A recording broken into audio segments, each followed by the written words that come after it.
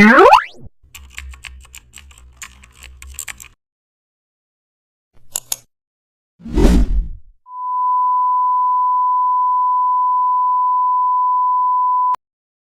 back to the channel. Don't forget to like, share and subscribe for more updates. Today we will explore a special technique using shapes that instantly boost your design workflow.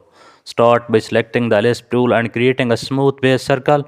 Duplicate that circle and rotate it slightly to build rhythm in your layout. Reduce opacity on one duplicate to create depth.